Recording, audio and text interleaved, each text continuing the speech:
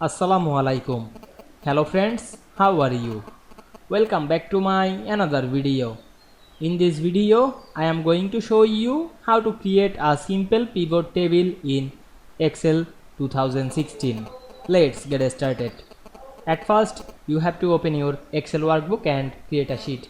Now we can see we make a sheet. Now we want to create a pivot table to this sheet.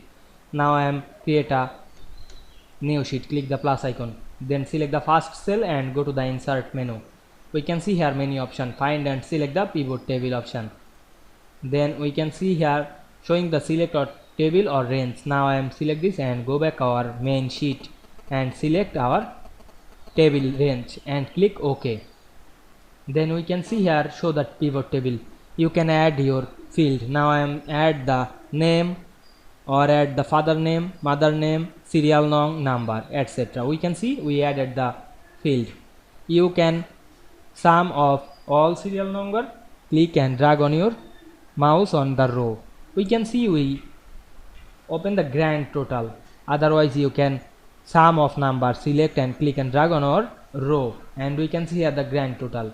You can enable or disable the name, like we can see here the John under the Smith, Joska 7 or another. Now you enable this or disable this.